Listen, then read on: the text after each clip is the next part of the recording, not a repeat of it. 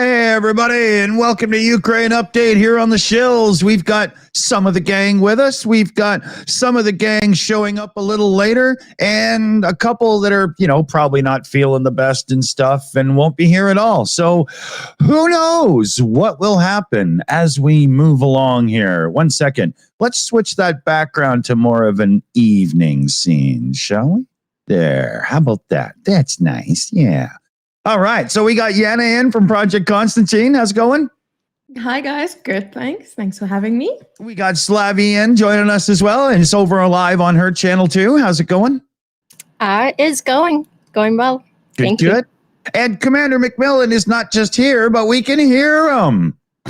Amazing, isn't it? Yeah, technology, And chat here, and that's the big ask. Yeah.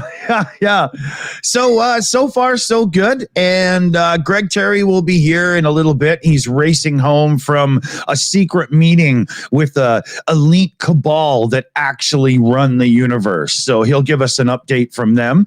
And Secular Sakai will probably be popping in a bit if he can get the gods of internet to play nice, because right now they're just giving him a little bit. He needs a little bit more. So what do you guys think? Where should we start? What do you want to do? I forgot to prep anything, so I'm a blank slate, Russia shot down one of its drones. Yeah. Oh, yeah. And but at first it was reported as a Russian plane. And my favorite comment from that entire thing was someone saying, Russia has shot down more Russian planes than America. Yeah. Yeah, they're really doing a world of service here. They're really working hard. I was like, that's good. Yeah. But yeah, so there was that.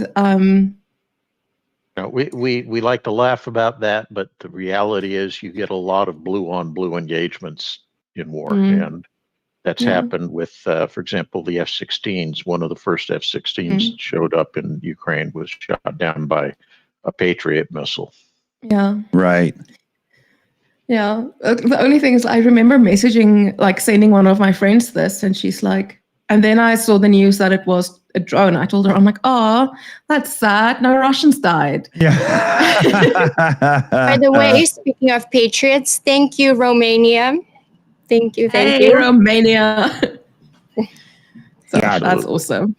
I wanted to, there's a clip I forgot to prep, so I'm just trying to get a thing ready here. but I wanted to get everybody's opinion on this little moment that happened. It was just a few days ago. Almost ready here. 1 second. That should do it right about. Oh, now I'm just being stupid picky. Okay, yeah, good enough. There we go. All right. Sorry. Here we go. Canadian, you say sorry. Yeah. This is the moment a Russian fighter jet swoops past a United States fighter aircraft. In Alaska. Yeah, this was in Alaska. Look at how close they are. Yeah, that's provocatory. That's not normal, is it, Commander? Like, that's too close, isn't it? They have done that in the past. It was kind of standard. I don't know why they do it, because it proves nothing. I don't think we do those kind of close flybys, but what we will do is do an intercept where we get behind them and come in behind and just follow their movements, letting them know that, hey, if you wanted to do something, we could make you go away. Yeah. But the Chinese and the Russians seem to have a propensity to do foolish acrobatics that, are dangerous. The Chinese, for example, did one with one of our P3 patrol aircraft a couple of years ago, and they actually hit the P3. The P3 managed to safely recover, and land. The Chinese plane was lost along with the pilot. Wow. Yeah, so playing show off doesn't do anybody any good. Yeah. No. We have a couple of shout outs we can do. One was a pre-show super chat as well from Johnny Negrida. God damn, I've done better at pronouncing that. Sorry. It was 22 Norwegian kronas in case I fall asleep before the show, which was really cool of you to do. Thank you. And then Taste de la Kula Hukuna, or something like that. I gotta really get glasses. It's so small on my screen. It's just tiny. Hey, fellow shill babies, shilly billies, or whatever it is. Slava Ukraine. I can read. I promise I can.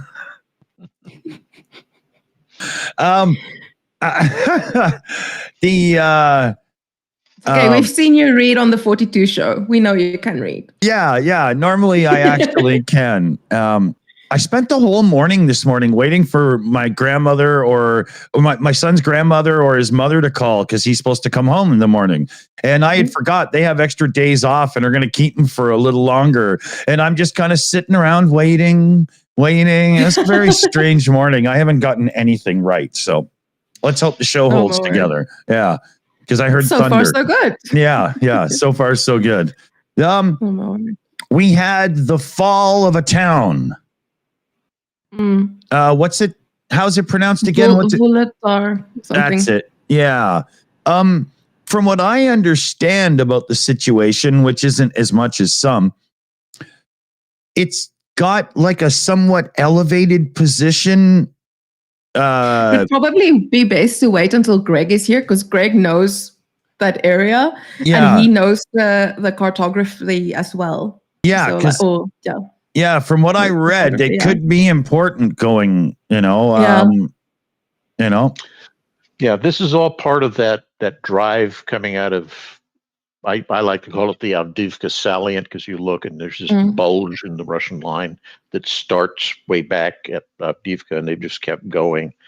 It's a grindingly slow assault, and they're taking hideous casualties. I know earlier this week they sent in a mechanized battalion and probably lost 80% of the forces, including most of the vehicles. So yeah, it's very costly for them, but they are making progress, and they're driving on Pokrovsk. Yeah. The Russians are 7 kilometers away from Pokrovsk. Yep. Which is, I remember Greg was saying it's not good. It's an important town. It's a major road and rail nexus. I read a thread. I'll try to find it, but basically what this guy is saying is he fought in Vuhledar, and as they were withdrawing, now I'm suddenly dyslexic because I can't remember if it's the 72nd or the 27th. I'm contagious. But it's a 7 and a 2 in there in some other order. Okay. And they were in Vuhledar, and a lot of the guys actually sacrificed themselves and told the guys them like, okay, you go ahead, we'll stay behind. We know we're going to get killed, but we're staying behind. We'll help you get out. And yeah, it's. Yeah, Cheryl Waitley in the chat. Vuhledar is a bunch of high rises in an elevated position with a wide view. Yeah, I thought as much. So yeah, that's a tough thing to lose, no matter where and for what, right?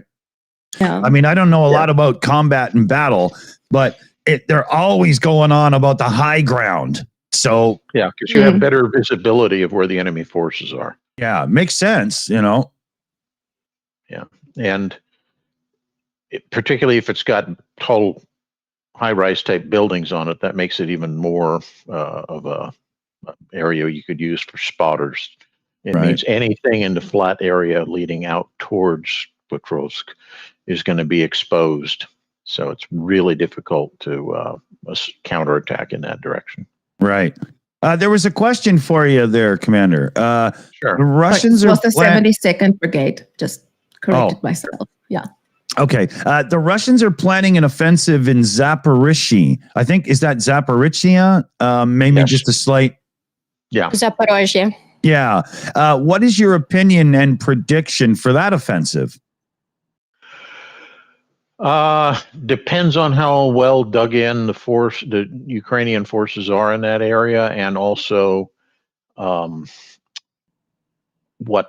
many of them and what the quality of the forces are. We know that a lot of good forces were pulled out for the offensive in Kursk.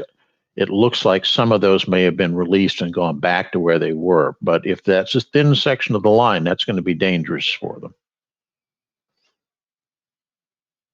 Yeah. It's.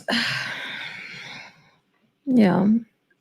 Are you seeing, like all of us here, are you seeing any more chatter on the interwebs pertaining to, with these losses right now and some gains on Russia's side, was the whole Kursk things that worth it now? I've seen some of these back and forths get more and more heated. I just pulled the Kyiv Independent article, and it's Russia lost more elite soldiers in 1 year near Vuhledar than in 10 years of Chechen war.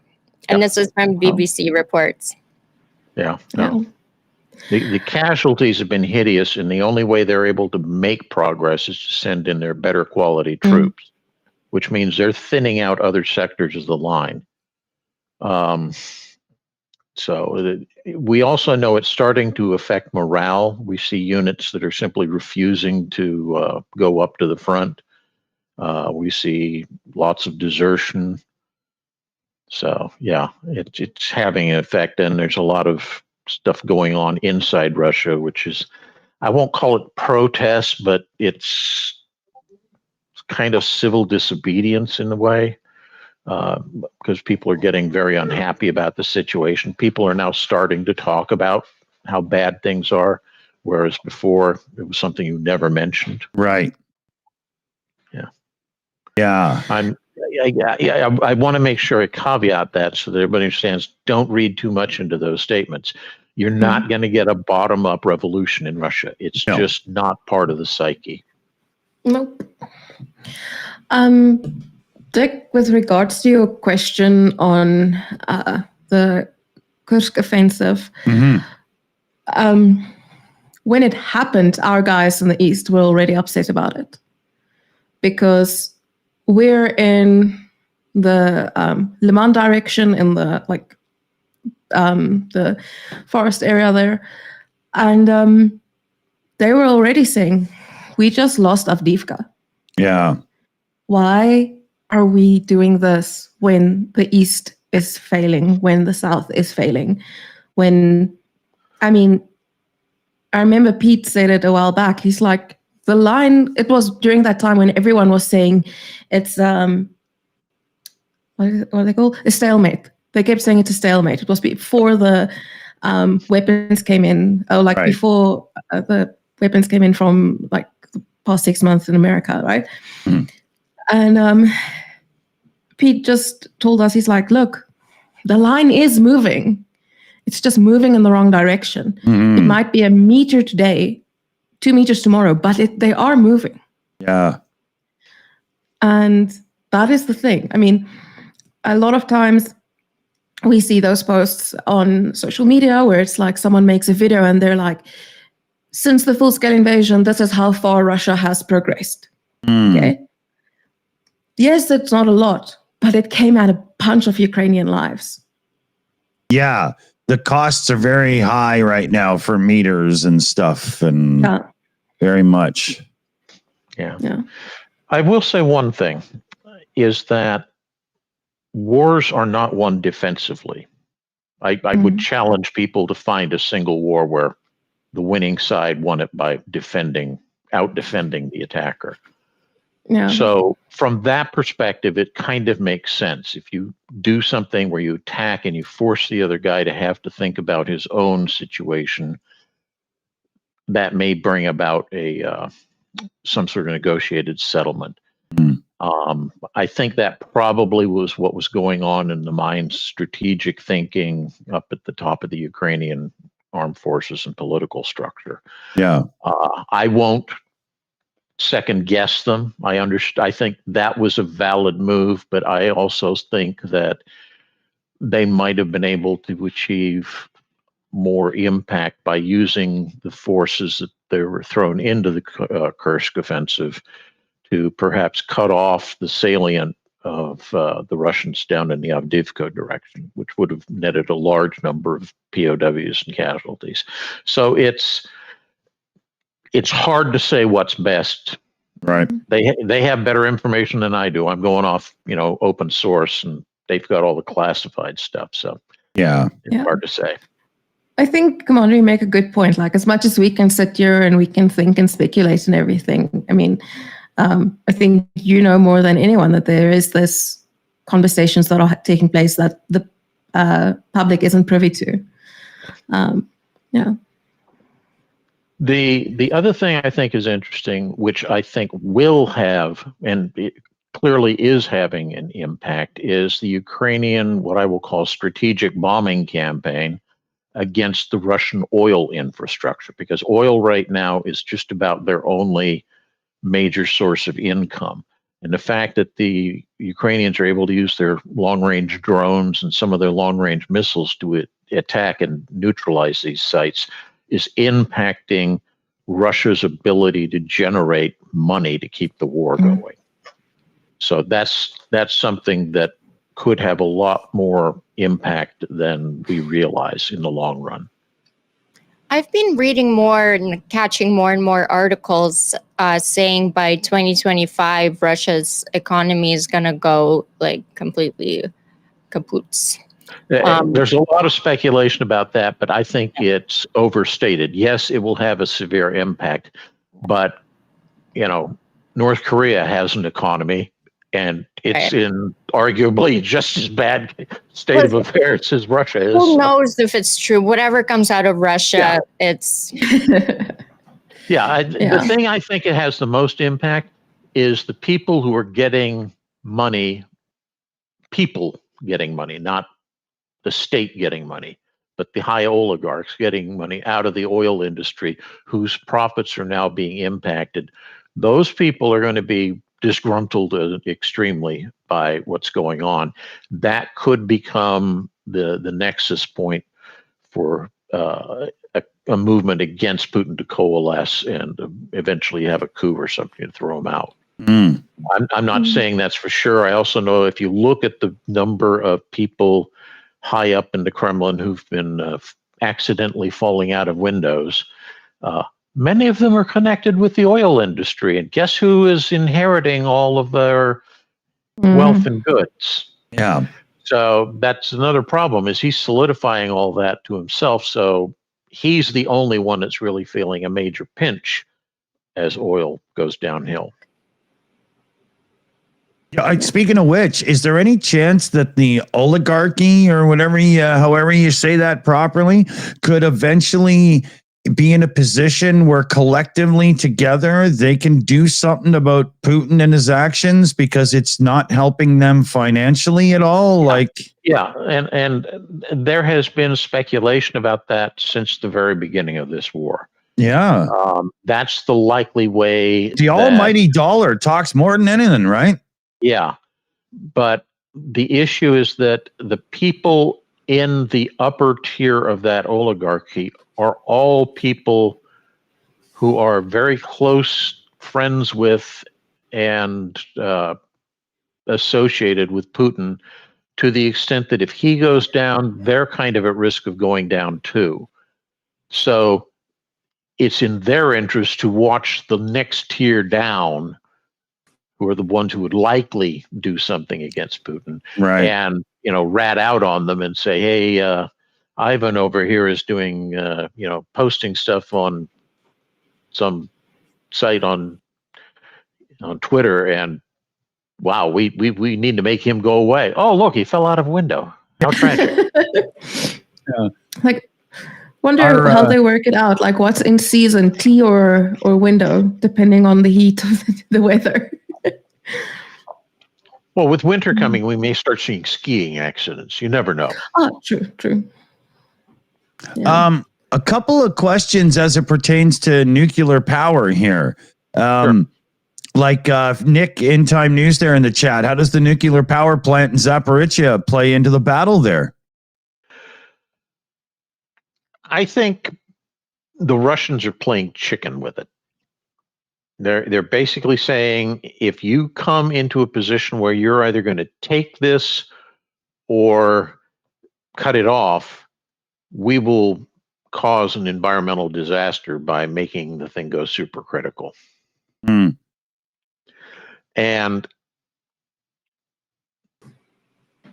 that is problematic because it means that's a direction that Ukraine can't really safely conduct offensive operations in.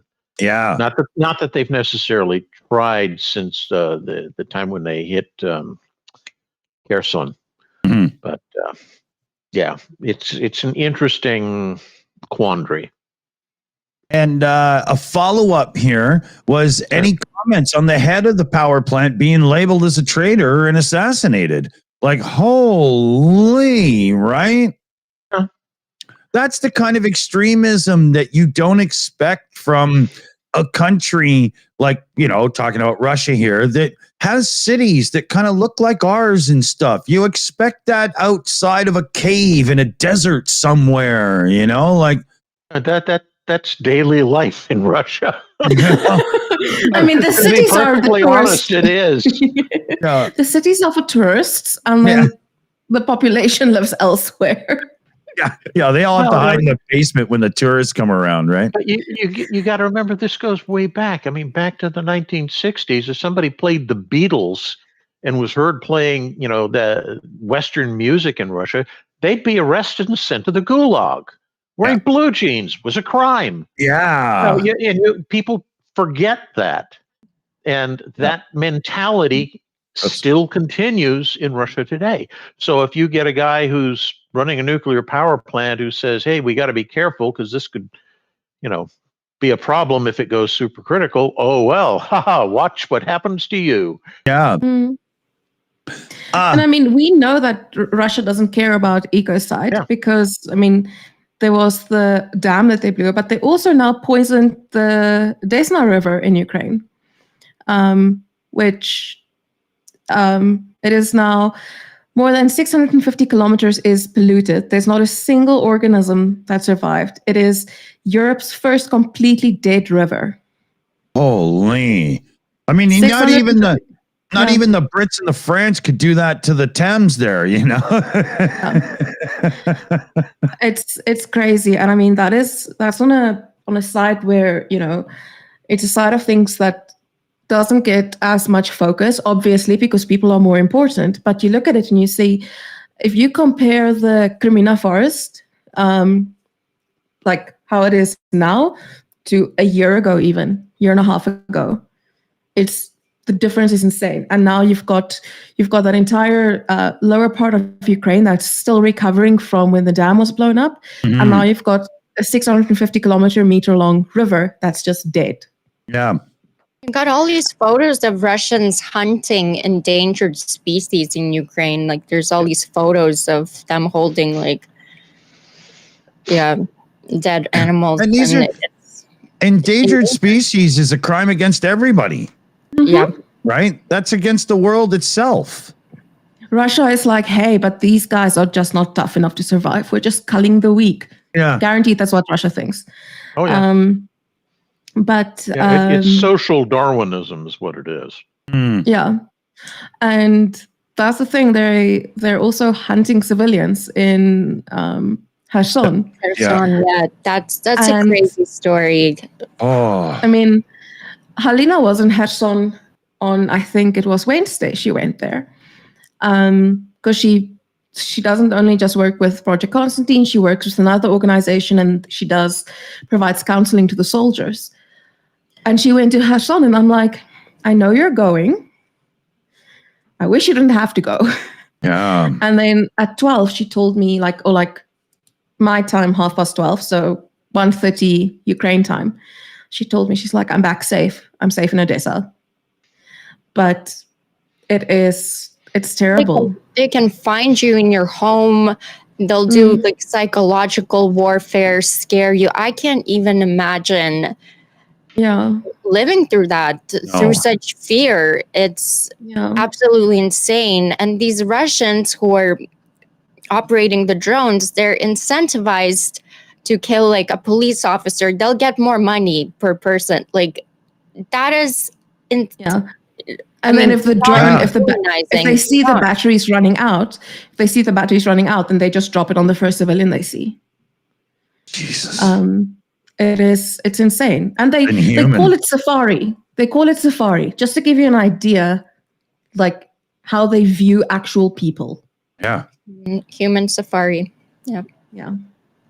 Unbelievable. Let me catch up on a couple of super chat shout outs and stuff here. And then we've got a whole whack of good questions in. So, Petra Olsen, 129 Swedish kroners with love to Ukraine. That's the quit smoking and help fund Ukraine challenge super chat post that, see, I had to put it down. Thank you very much, Petra. Mr. Nobody in with one. The Russian war pig machine is unsustainable. Well, I like that Sabbath reference. I like that very much.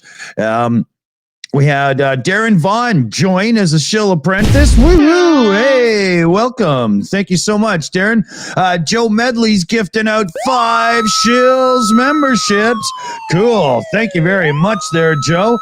And then Darren Vaughn came in with a super chat as well. We got an update on Slavi's family in Ukraine, please. I'm not going to tell you where they are, but they're getting ready for winter. I'm going to say my aunt. She's not really my aunt, but she really hates the cold. So we're just getting her ready. Sent her a package recently, sent a bunch of blankets. And yeah, it's just crazy because they still don't want to leave Kharkiv. They're staying. So the best thing that we do is make them as comfortable as we can. Yeah. There's a lot of old folk that get that way. It's like, this is my home, man. I'm not going. Yep. And the thing is, Slavi, like... Thanks for asking. I can't even imagine how you must feel. But I mean, we had that friend of ours, Vova, who's the firefighter, right? And he was best friends with Pete. But every single time Kharkiv gets attacked, I'm like, Vova is going to go out and respond to these things, you know? So I remember Pete was still alive. I was telling him, I'm like, can't we just tell Vova he needs to move? Like, can we tell him we'll pay him to move? Yeah. But he won't. It's so crazy. It's so strange talking to family members, especially the ones from Kharkiv. Kiev is a little less, but the ones from Kharkiv, oh, so how are you? They're always like, oh, we're good. Yeah. Almost like we're great. Like how else are we supposed to be? I'm like, Yeah. you're heroes, truly heroes. I don't know how you do it, but I'd be a mess. Yeah. You know, totally. It's just sad because it's the new normal for them, and that's so fucked up. Yeah. It should not be normal. Yeah. I couldn't agree more. Definitely shouldn't be normal. Holy. And Dunk on You 23 there gifted out 5 Shills memberships as well. Huge thanks there, Dunk on You 23. And then Johnny Nedregard, I do believe that's closer this time, gifting out a Shills membership as well. Thank you, everybody. Huge thanks. Let me see here. There was a question I had, for everybody, but it's that whole thing. It's combat, it's war, and we're coming on winter again. Is there anything to the point or to the idea, Commander, that going into like your second or third winter season of war, that there's better preparedness and more can be done during the winter, or is it pretty much going to slow off some as well during that? Typically, after the first winter, people know pretty much what to expect, and so they will bring up stuff in time. Unfortunately, the first year, everybody thinks, oh, it's going to be over soon, so they don't bring in their winter clothing, they don't bring in the heaters, that kind of stuff, and you end up with a lot of cold weather type casualties, frostbite, so forth. Right. But that tends to fall off in subsequent years. But the pattern of how the weather affects operations doesn't really change much. Generally speaking, you wait until the ground freezes, then you can continue your offensive operations. Right now they should be in the rainy season, and you're getting muck on the ground. It's hard to move vehicles. That tends to slow the operations down. It also makes artillery less effective, because when the shell lands, it doesn't have dry dirt to kick up and rocks to throw around. It just lands in the mud and goes boop. Right. Yeah. There was another one here from It Wasn't Me. If the Russians are already so close to Pokrovsk, can Ukrainians still even use the railway? Probably, but it's at risk. So if you were going to do it, you would do it at night. You wouldn't do it during the day.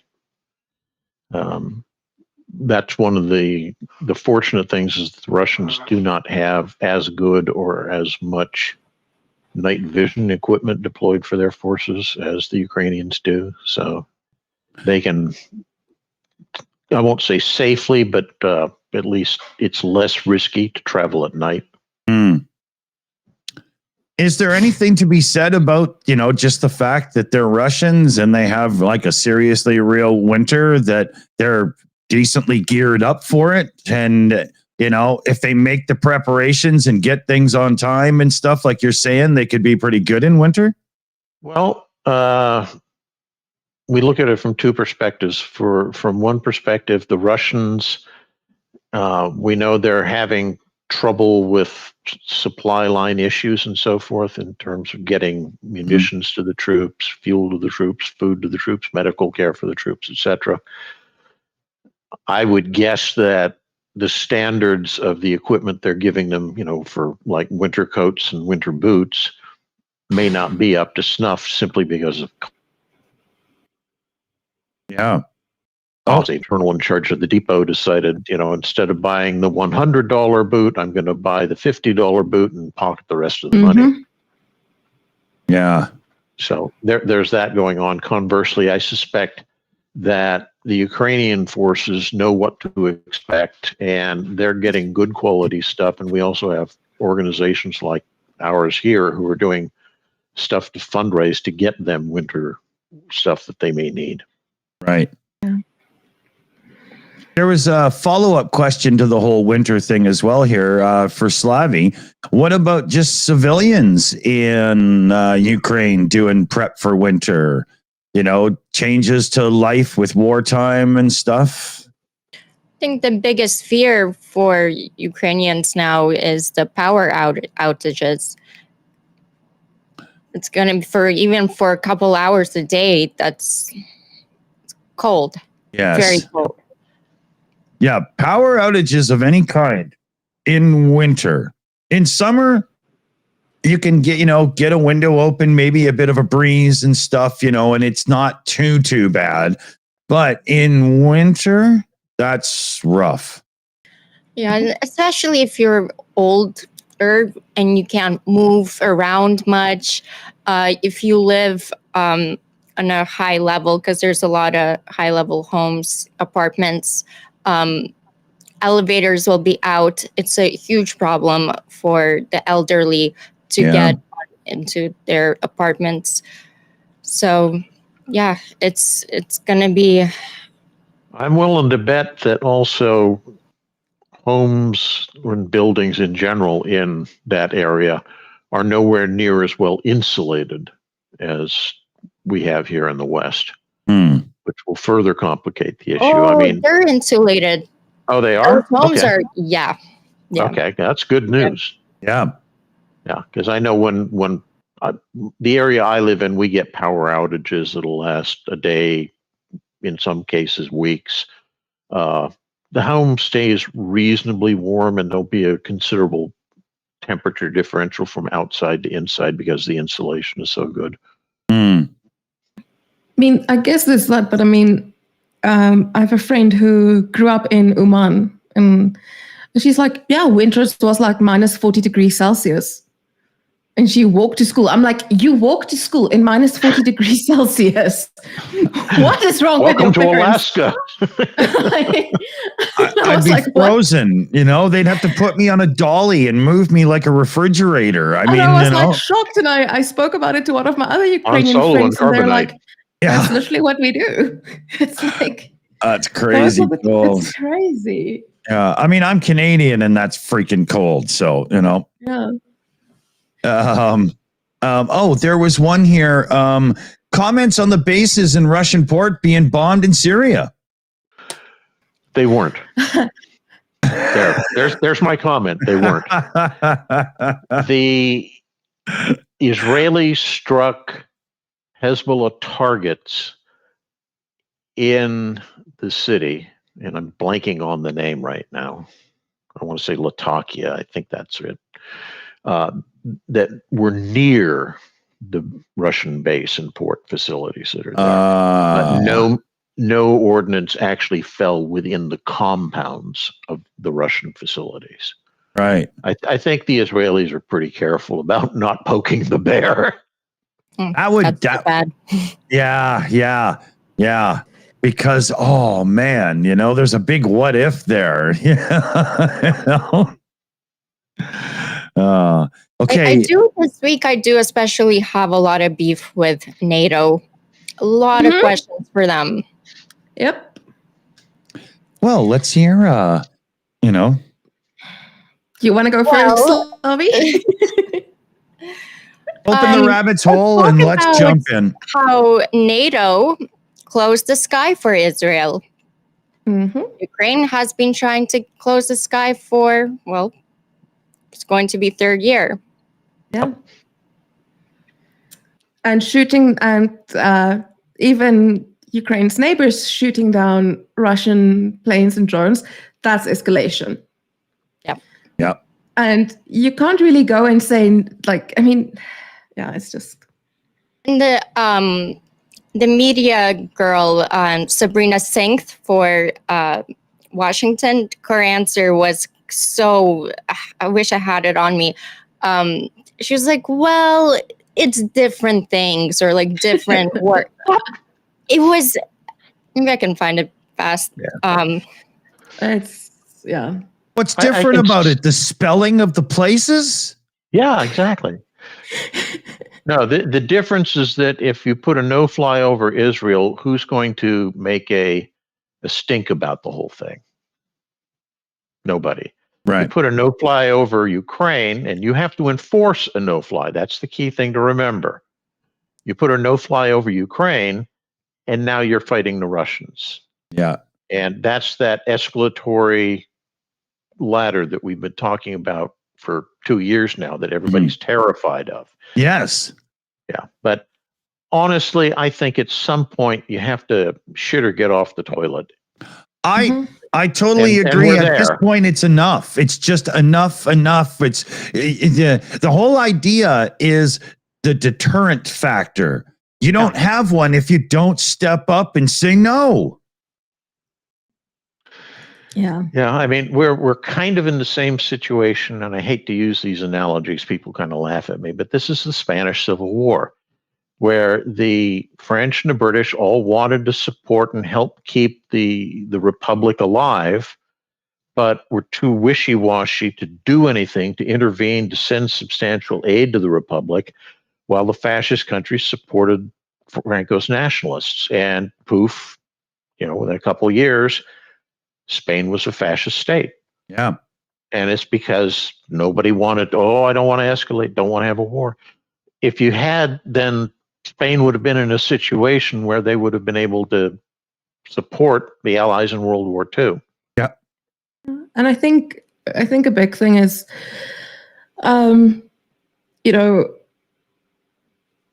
a lot of my friends are Ukrainian, and there's always this thing of, Ukrainians kind of saying, and everyone on this panel is like, I know as well in this panel, it's like, what are you scared of? Like, escalation management isn't doing anything. And then if you look at a place like Mariupol or Vuhledar, you look at that and you're like, how do you escalation management that? Yeah. Like, there's nothing left. It's become the old joke of the British Bobby cop with the whistle. Stop, or I'll say stop again. Yeah. It's literally that, yeah. There is some hope, though. NATO got a new general, Mark Rutte, visited Kiev. That was his first thing. Very promising. Yeah, but Jens, now that Jens is no longer in charge, he said, we should have helped Ukraine sooner and sent them more weapons sooner. I'm like, yeah, it's great now that you're not... So now Stoltenberg, I have it right here. He said, Stoltenberg suggests Ukraine could be granted NATO membership even with territories occupied by Russia. What do you mean? Like, it's what we've been asking for this whole time. Like, but I think it's gearing up for Ramstein, which is going to be next weekend. So it's going to be a big weekend for Ukraine, and hopefully everything is in place for Ukraine to finally let Ukraine strike back and get the military aid it needs to win from NATO. That would be because right now Ukraine question of NATO. Yeah, the question about NATO membership is problematic because Ukraine is currently in the middle of a war, and the North Atlantic Charter for NATO says an active belligerent cannot join the alliance. Yeah. But rules are now, meant to be changed. They could vote that out. They could make a special case exception. Yeah. But you know that Erdogan and what's his name in Hungary or Orban.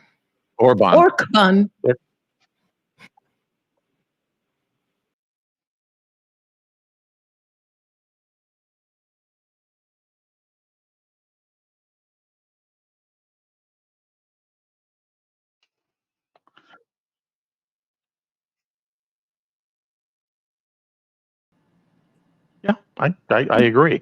I just don't think there's a consensus of will to take that step.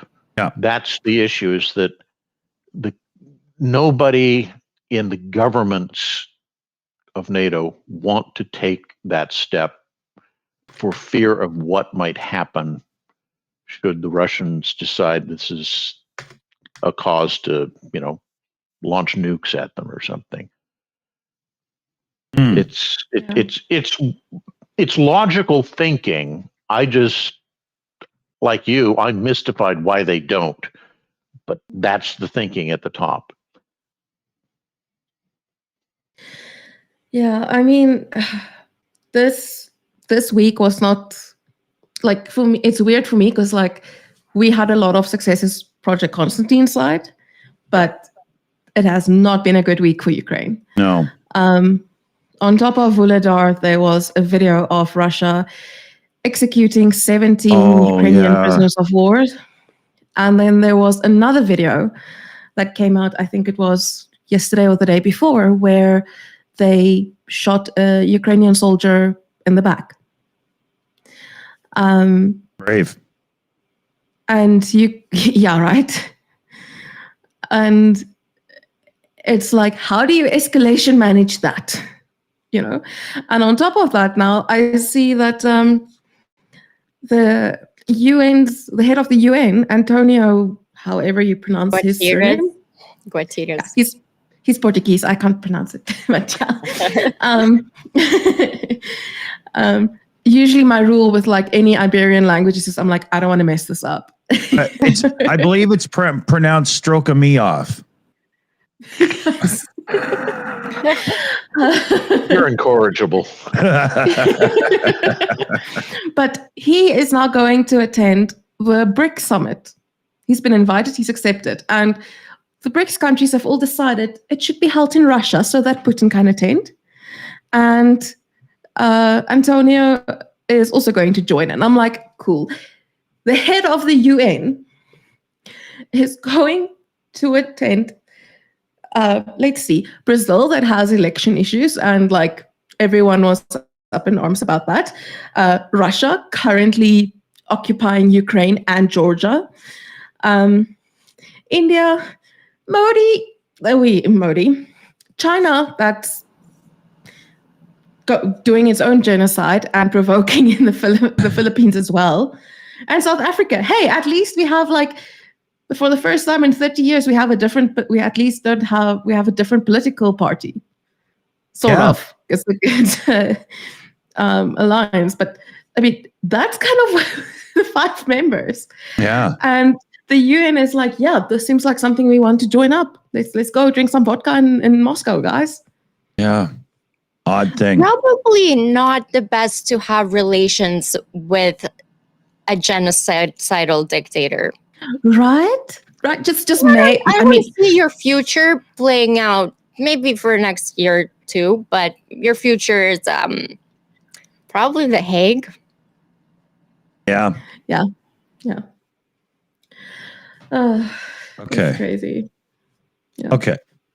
We there was a moment there like a minute ago, Slavi, and your audio just dropped out for a second on the show, but we can hear you and everybody hears you now. So it's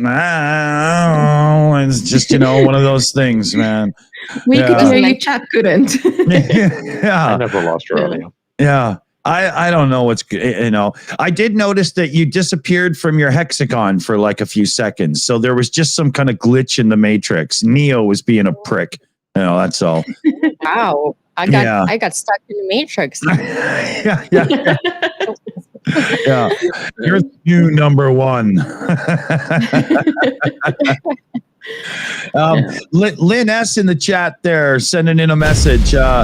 Putin's birthday is on the 7th, is it? Expecting something big from Ukraine. Wouldn't it be great to just have some kind of drone swarm just come in at the Kremlin and just all hell breaks loose like that silly intro we used for the show? Oh, yeah.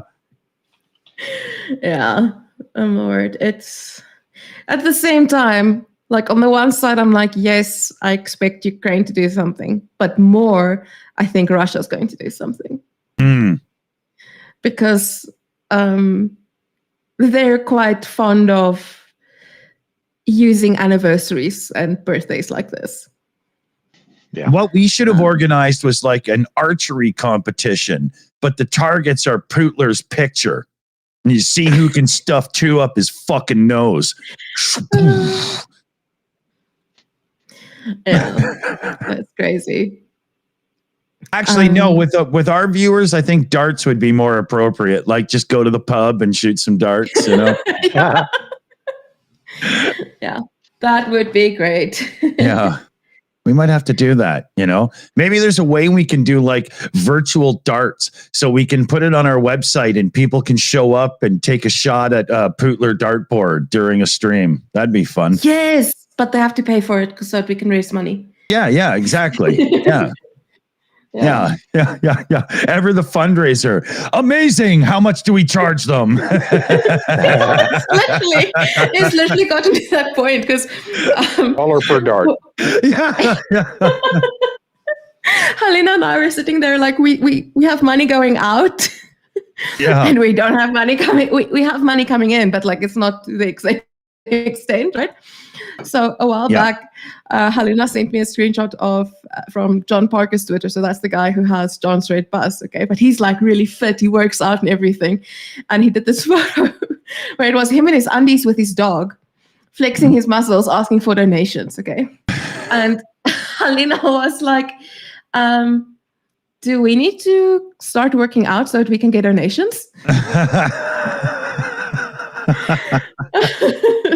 We're like, is that what we need to do now? And you see it so many times. Like people on Instagram will like, it will be chicks posing there like in their undies, like to get donations. And she's like, Yana, do we need to start doing this? I'm like, you can do that. I will do the accounting.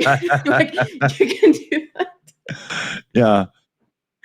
It's just been it's crazy. I could wear like a tie, but without a shirt.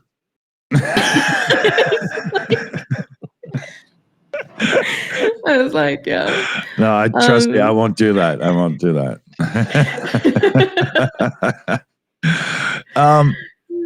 We have a couple more questions I can get to here.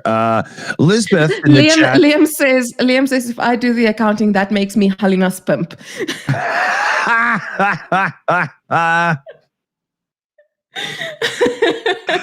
Oh man. Yeah, we're so demonetized now. Sorry. Yeah. If we lose the channel in half an hour for promoting prostitution, you know what happens.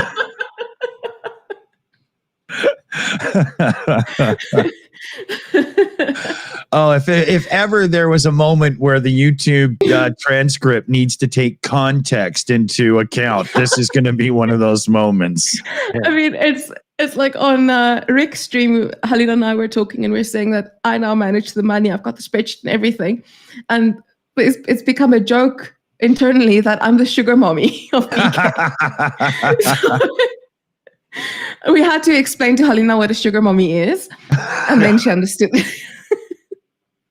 That's funny. But yeah. Now I'm trying to think of what is it in Ukrainian. Sugar I mom. explained the expression. That's all I did. I just explained the expression. Yeah. I was like... I would imagine a direct translation wouldn't make any sense. Yeah. You know. Yeah. The gender neutral term is glucose guardian. Okay, that one I have not heard before. That's funny. Yeah. Glucose guardian. Yeah. Sugar mama that's properly woke and in time with in tune with the times, right? That's funny. Okay, so there was another question I wanted to get to. Lisbeth in the chat there. Any news on Bundanov situation? Is that what his name is? Danov. Danov. Sorry, like Christmas. No idea. Oh. Yeah. Don't ask I do me. not know what the Budanov situation. Yeah, I was hoping in asking it I would learn, and it didn't work out that way because I wasn't. Yeah. What is the Budanov situation? I'm not sure. But I know right now somebody's going to clip us just to record it for a laugh track to use for their own jokes. See, I'm funny, and they'll just figure that moment.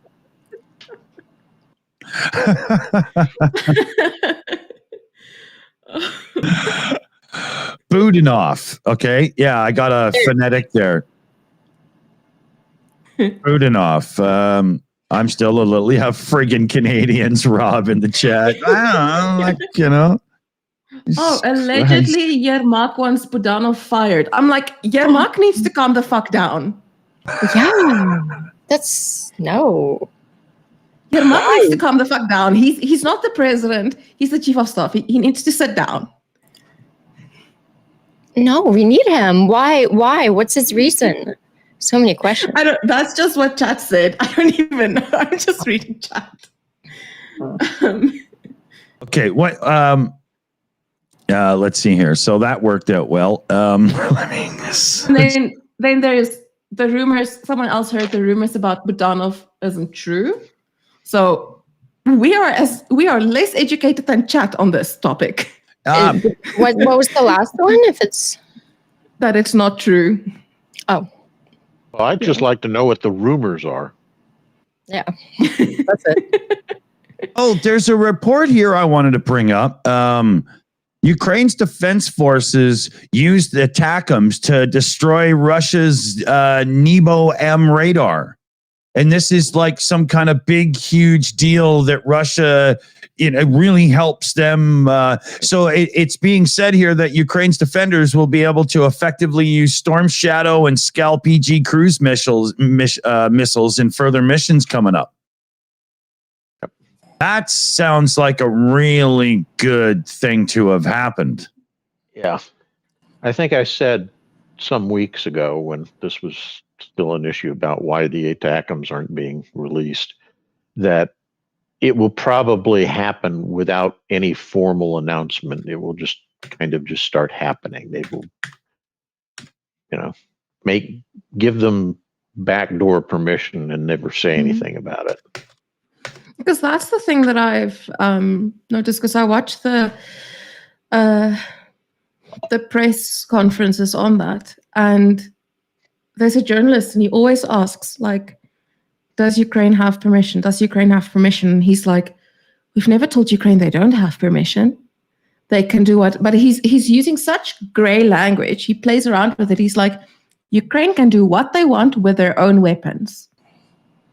And I'm like, fine and fair, but Ukraine destroyed most of their own weapons as part of an agreement. Yeah. Wasn't part of that agreement protection? Yep. Just thought I'd bring that up. But it's once again that thing of like, I don't Budapest know is a wonderful city. It's a great city. You went there twice. Yeah. I'm glad you're all in accord with the statement I have just said.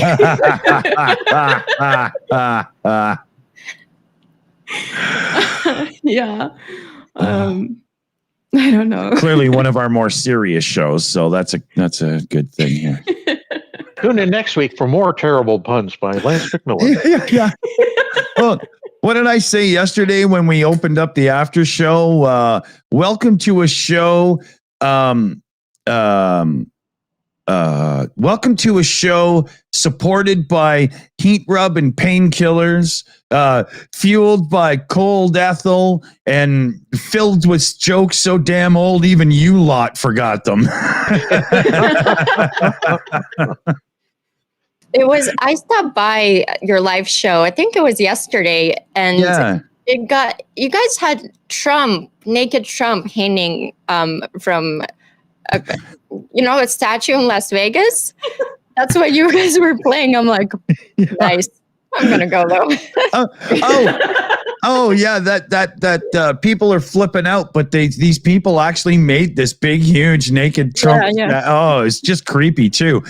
Speaking of Trump, now's the perfect time, Dick. Yeah, we have the new Trump gag. said It's he's definitely unfit not to a be David. in office. That was Senator Vance. What we've seen out of Vice President Harris. Wow. Oh, that makes me giggle. Oh, Lord. Yeah. And we should put his buddy in too, just to make sure we've got balance here. Oh, my goodness. I love buttons. So, yeah. Let's see here. Okay, we're good on time still. We can't be more than about another 30 minutes because life is going to kick me in the butt soon. And I'm going to have a whole whack of shit to deal with.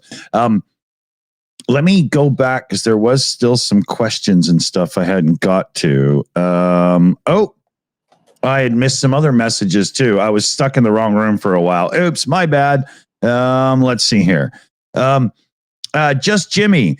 What do the panel think of Trump saying Israel should bomb Iranian nuclear facilities and worry about the rest later?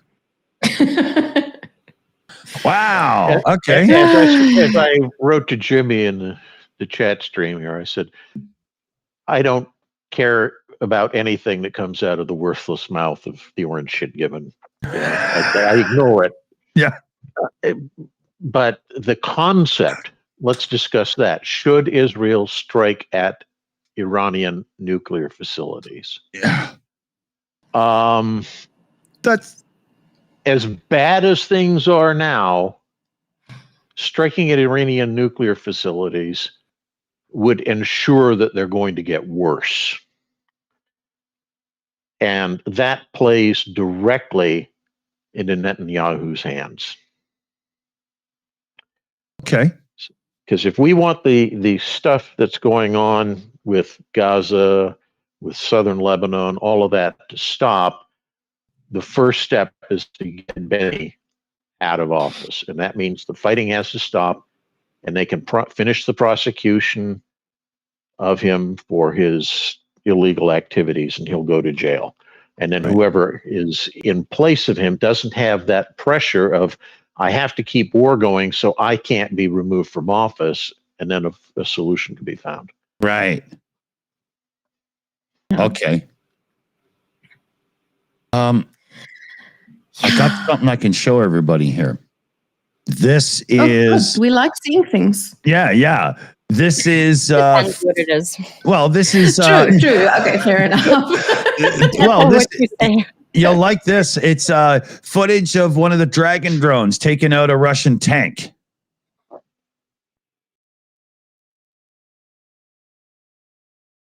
Boom, bitch. You're dead.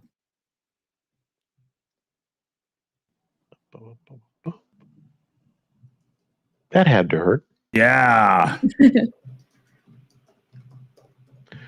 So somebody just asked... Oops, it went past me in the scroll. How much does the last destroyed radar hurt Russia? I heard they have 10 of them left. Do you know whether they can build new ones? The question there is probably that a lot of the electronics that the Russians would need to replace radars and such, or any high-tech item, has to come from outside Russia. And with all the sanctions in place, that means they have to figure out how to circumvent them and get somebody and find the money that's still valid in the international system to get them back to Russia. Yeah, they can build new ones if they can get the parts, but it takes time and it's pretty expensive. Equally important. Are they movable? Can they plug holes by redeploying them or anything like that? Or are these like huge things? Usually they're mobile, but it's not instantaneously mobile. It takes time to set it up. It takes time to break it down to move it. Right. So it's targetable while it's in that stationary mode, and it doesn't move for a while. And of course, anytime you turn a radar on, everybody within a couple 100 miles can figure out where you are. Right. Simple matter of triangulation. Yeah, because you're giving out something to receive the data, other people can see that you're giving out something, right? Exactly.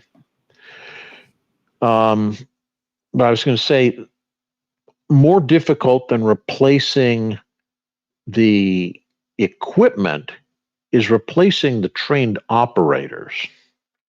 Because to get skilled operators on a very complex system like that, those people go through a training pipeline that's probably over a year long. Mm. And when you take these guys out and they've been getting hit just in a routine course of the war, it's tough for them to continue to put the people in the field to keep whatever equipment they have running. So if they're 10 in reserve, how many crews are left in reserve is the real question. And these are much more old school in operation than some modern computerized So it's crap. manpower intensive. Yeah. Very much. So it's a problem for them in that regard to replace those kind of losses. Can they do it? Sure. You throw enough money at any problem, you can solve the problem. Yeah. A couple of shout outs I'll do here. Mertzy in the chat. Thanks to the panel for a thought-provoking discussion. Oh, well, thank you. Thank you very much. It is a good one today, actually. I agree. Left-handed Jedi doing the old classic. I'll buy that for $1. I used to have that as one of the gags loaded up. I got to get the bigger stream deck so I have more buttons. It's getting to be a problem. But I love the reference, Jedi. Good one, good one. And then They Exist came in with a good super chat here. I can't super chat Slavy channel, so I had to jump over here. This is not a reward for naked Trump. Oh, that's awesome. That's awesome. That's funny. Yeah, that whole naked Trump one, I don't think we'll use that gag a lot, just now and then. When it comes to a Trump gag that's a little bit easier for the palate, I got this one. So, baby Trump. It's better. Yeah. And less traumatizing than baby Starsky. Oh, that's true. That's true. That baby Starsky creeps some people out. It's really funny. Very creepy. I'm just looking forward to the day when his name will no longer be a constant feature in the news. So we can just go a whole week without ever hearing the word Trump. Yeah. That'll happen about 28 days after he dies. Yeah. What are they going to do with these buildings? It's just going to, every time you drive past it, you're going to be like... They could rename them after Forrest Gump. It could be Gump Tower. Baba Gump. Yeah, you can still use some of the same letters. It saves on the... Yeah. Oh, by the way, did you see Melania's is she voting for Kamala because she's pro-choice, clearly? We had that on the show last night, and I really got into that article just to make sure I could reach as many people as possible with it. Oh, yeah. She's like, it's not even slightly on the fence or anything. She is 100% a woman's body is hers, and she has the right to choose. Oh, yeah. Someone was like... I do think they're doing that on purpose to help Trump get some women votes. It could be. Yeah. I saw a tweet where someone quote tweeted that and just said, how to soft launch your divorce. That's awesome. It's like, yeah. That is too funny. Oh, I won't forget that for a while. That was good. I mean, let's be honest, they're probably separated for all intents and purposes. Yeah. 100%. Yeah, they don't live in separate bedrooms. They live at separate sides of the state. Yeah, and I think she renegotiated her prenup at some point, probably, sometime in 2015. And yeah, she has a lot more independence, and he has to be very careful about how far he pushes her and that kind of stuff. I will make X number of public appearances this week for you or something. Yeah. Literally like you just see it on her face how much she despises him. Exactly. And it's not the Botox. Despise, detest. Despise, detest. Yeah. That's an interesting Disgusted question. by. Yeah. 3D. With 3. Ooh, I need another part to the scale. I wouldn't doubt that she sleeps with a revolver under her pillow just in case he walks into her bedroom. Just get out. Who's the new lady that they were saying he was hanging out with? Laura Loomer. Yeah, and then all of a sudden, toward the end of this week, it's like, no, she's on the out. She's not his cuddle bunny anymore. Yeah, it's yeah. Like, seriously. How much does he have to pay the escorts? But here's my thing. Just appreciate this, okay? And I see it as an outsider, okay? But America went from Bush basically resigning as president because of his affair with Monica. Yeah. To Trump, who people want back in office. You mean Clinton? Yeah. I mean Clinton. Yeah. Sorry. That's okay. In my head, I saw Clinton, but I said first. But one of those presidents who spoke with the drawl. There, we got it. Yeah. And, did I miss something? Did Bush have an affair? Probably. We just don't know about it. Yeah. No, when you said Monica, I'm like, no, it wasn't. It was who had the cigar? Oh, Billy. Yeah.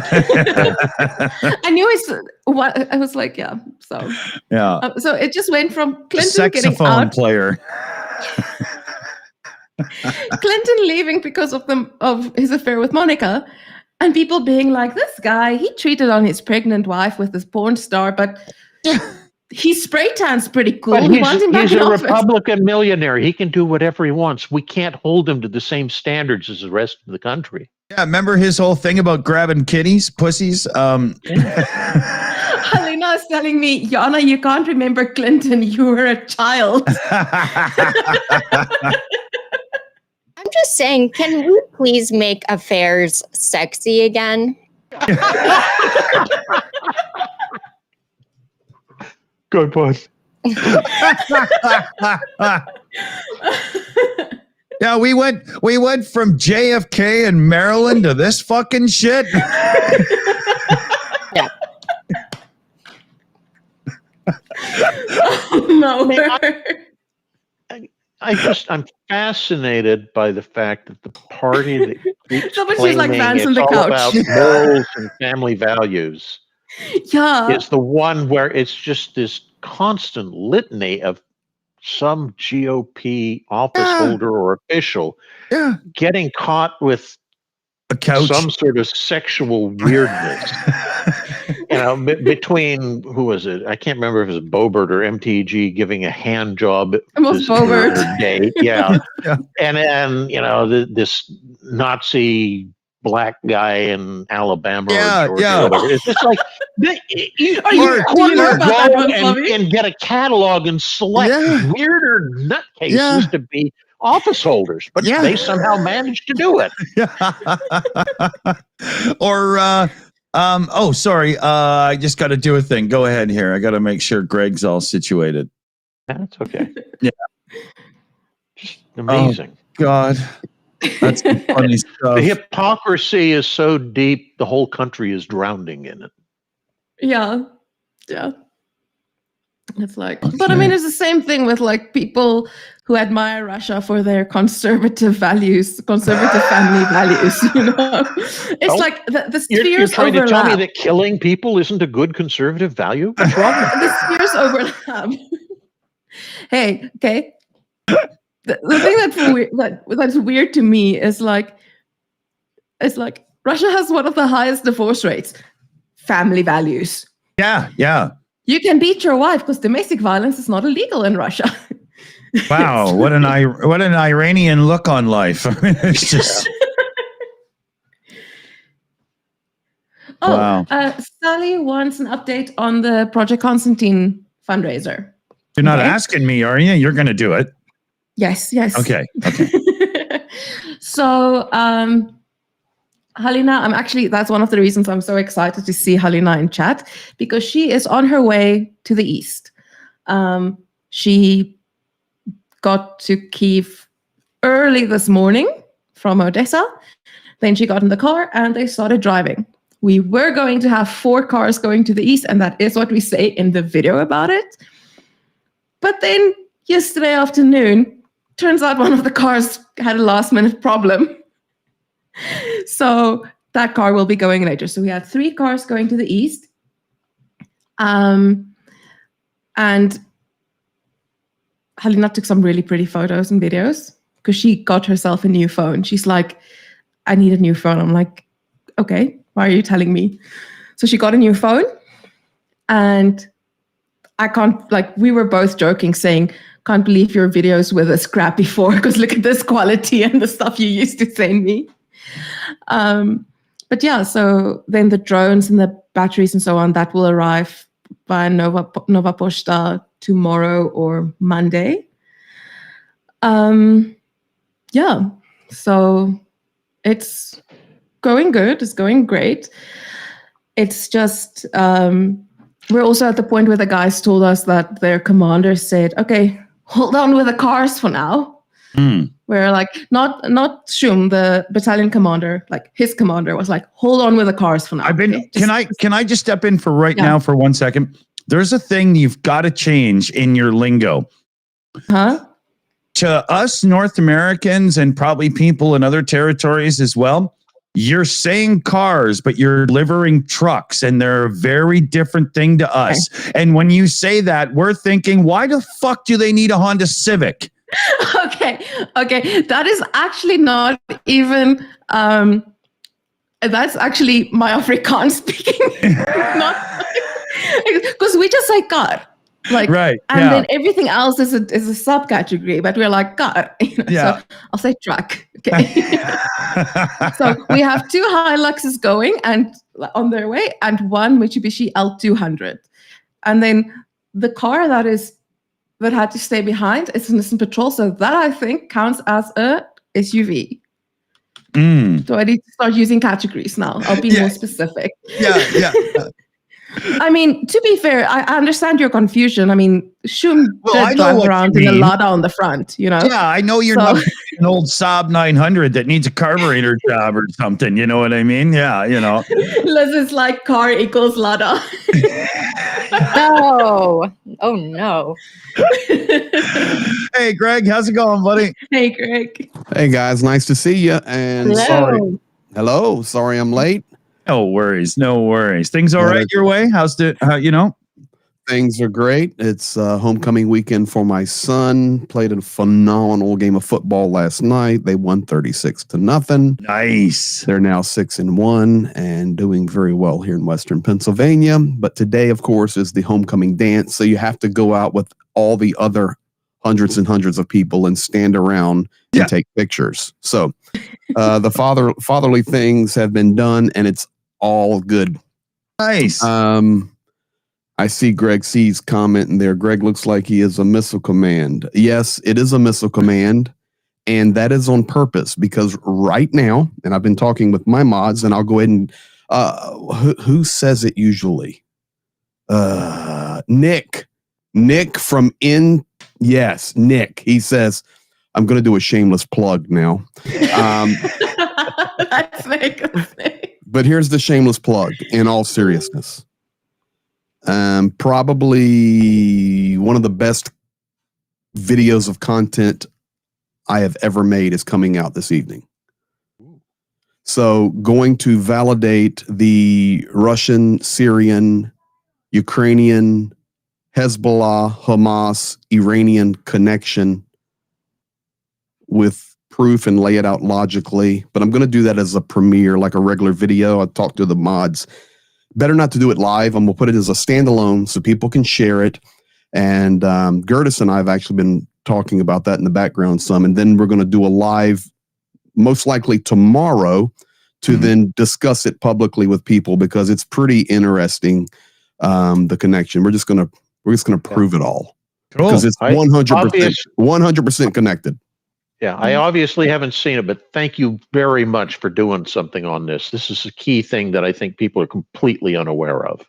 You're very welcome, Commander. And all the back end work is made. So this is my monitor screen behind me. In fact, I need to turn the. Yeah, guys, that's not a green screen. He's got a huge fucking screen behind him. Pardon my French. So watch the lower part of the screen there because I forgot to turn my underlight off so I don't bump into things. And yes, this is very important. And especially as we go forward, and I know you guys, we're talking about elections and we're talking about the status of the United States and Ukraine and the world. This connection is going to be made very, very, it's going to be shown to be very much more important than people realize, even down to European elections, American elections, everything. And I'll give a little teaser right now. Dagestan. So it's going to be interesting. So the shameless plug is there. It'll be up. The hope is about 7:00 Eastern tonight. Okay, cool. Yeah. So thank you. Hope Awesome. Slavi, you're well. Commander, thank you for that kind comment there. I put a lot of work into this one, a lot of research. And Yana, of course, greetings to you. Hey, How are you? good in you. And Dick, we have finally solved our issue. Yes, and so now whenever you join this, you can just, bookmark this page and just let it rejoin because your link, I can't do the 30 FPS with. You're probably running 60 and it don't like 30. I run 60. Okay, so I will bookmark this link and say for Dick's eyes only. Yeah. We have some people that their systems work a little too hard when they're in VNO. So what I did was I brought it down to 30 FPS for those, to make it easier on some people's systems, right? Correct. I see the question in there from Sarah directed to me. Is Prof willing to support Kamala after Liz Cheney endorsed her? I can't answer for Prof. Yeah. But I see your question, so thank you. Yeah. Here, let me turn the bit rate in the room up just a little bit. There's a couple people in the chat here, Greg, wanting you to see the latest Trump gag that we've got for the show. Let's see it. And hello to Galina. Hey, yes, indeed. She's in the east. So sorry about your eyes, everybody. Here we go. Okay. Said he's unfit for the highest office. That was Senator Vance. What we've seen out of Vice President It's stolen from somebody on late night TV in America. I can't remember who it was. Jimmy Carson, Valen, somebody, whatever, They're all either Jimmy or John. Yeah. Yeah. Dick, you come up with the most interesting things. That's an interesting way to say it. That's like so polite. Yeah. So the point being to get back, and then I'll be quiet and we'll join your guys' conversation. But the reason this background is here is it is really symbolic of the Kremlin connection throughout the world. So these are jump points. Yeah.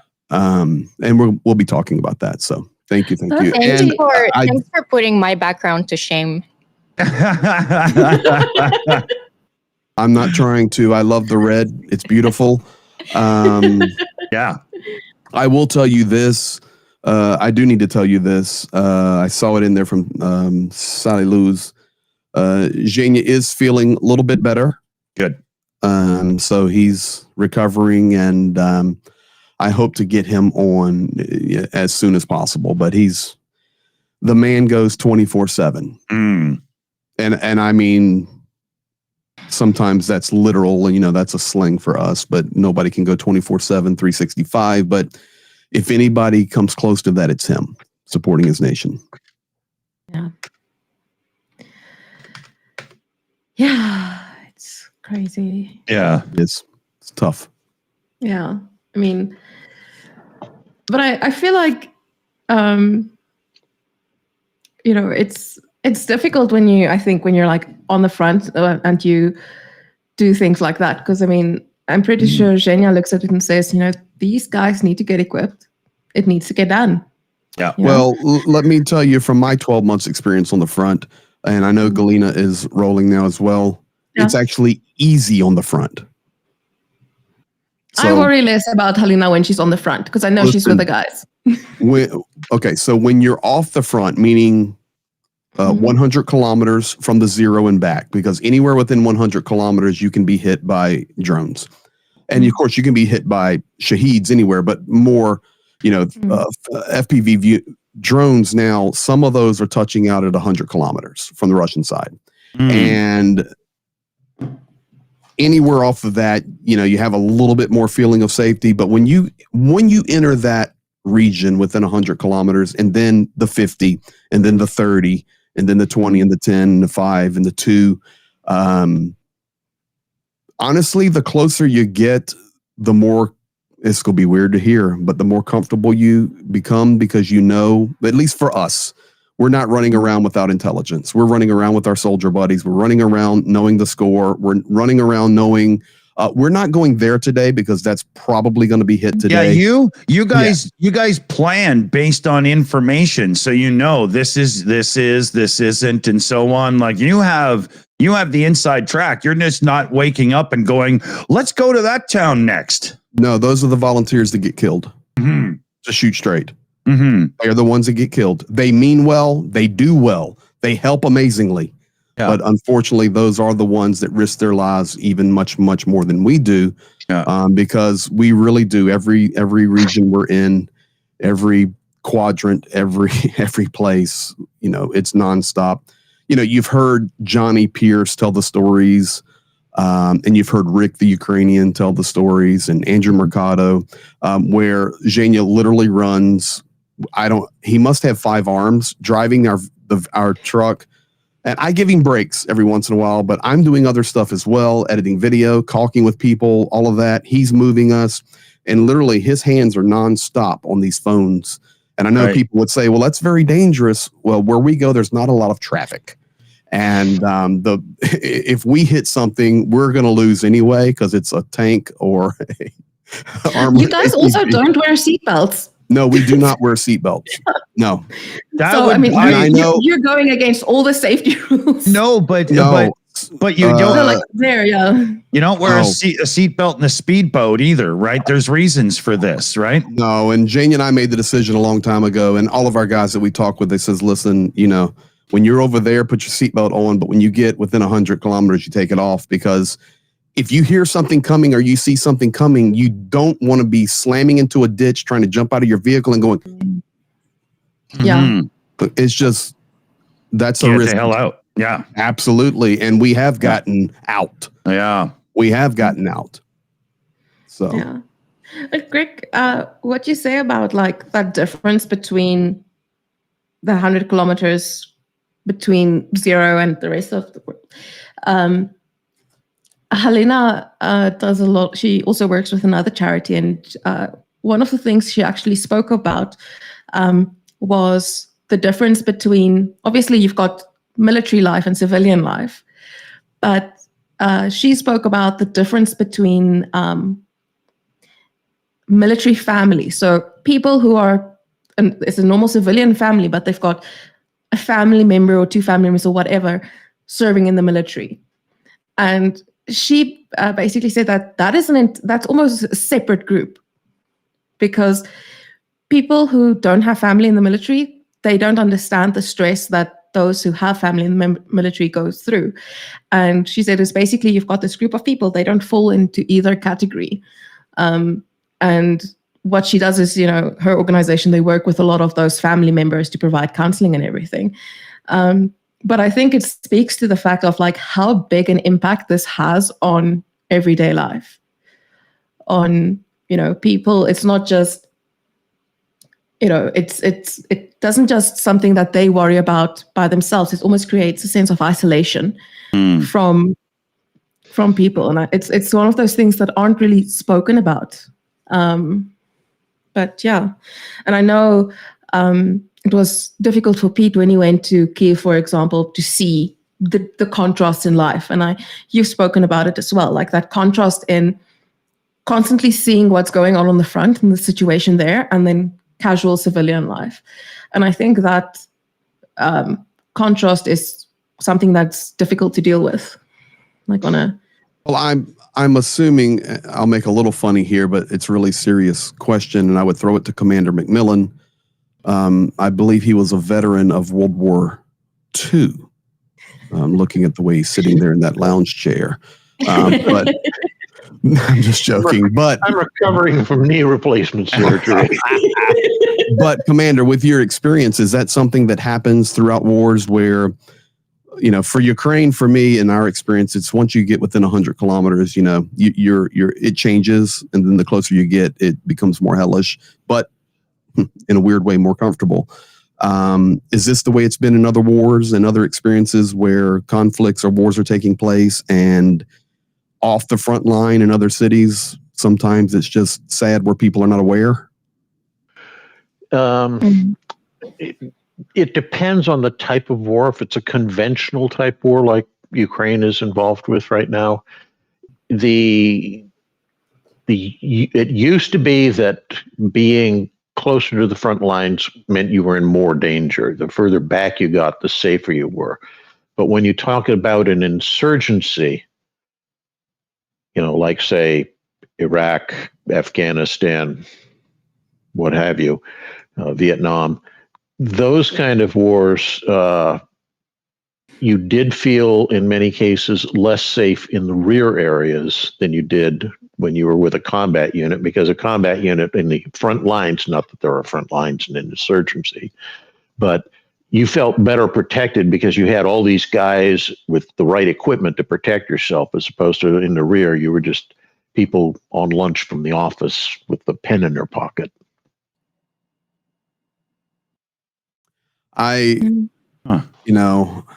Yana brought up about Pete telling the stories, and I'll just tell you, we shoot straight. Sometimes it is frustrating, but with that said, at the same time, let me just give this example. Let's say somebody popped into a restaurant in Kyiv, and sitting in Kyiv, they walk in the door and they saw myself and Rick and Jania and Philip Ittner sitting there having a dinner, smiling, laughing, joking. They would look at us and go, them freaks, they're just here to be tourists, and look at these people sitting here doing nothing to help the war. Right. You see, they would have no idea what we do. So at the same time, I have learned that we can't judge people that are not within that 100-kilometer zone or 50-kilometer zone, because to be quite honest, there are many more helping the war effort than is realized. And yes, it's frustrating. The frustration really comes in the age group between 18 and 30. Yeah, we see it there. 18 and 30. See it there. I can see that. But you cannot judge people. You can't judge a book by its cover. And it would be very easy to look at, if we were having a dinner and say, yeah, what are they doing? They're not doing anything to help. So at the same time, we also have to watch ourselves, because sometimes Jane and I become very frustrated. But at the same time, we go, okay, we don't know their story. They could be raising money. They could be on a break. They could be disabled. They could be in the defense industry. Right. You just don't know. So it's better off to reserve judgment and hope that people are doing the best they can to help versus throwing a judgment out and being wrong. Yeah, no, definitely. And I mean, I know even abroad, Ukrainians are helping. I mean, there are so many groups that weave nets in Poland. So many groups. So I think, but you make a very good point that, we can't just assume this person isn't helping because they're having a good time, kind of thing. Yeah. But I have seen that age group you talk about. That is the age group that gets frustrated. Yeah. Well, and I will be honest with you. Let me shoot straight. And if the only ones that are really entitled to speak about this directly would be pure Ukrainians that are living and fighting inside Ukraine right now. So it would be Zhenya or it would be Rick, or it would be Galina. That would be it. Other inside Ukraine. The 18 to 30-year-olds that are really not participating in the war, most of them have already left. So I'll just shoot straight with you. Most of them are already gone. They've started new lives, and they're not coming back.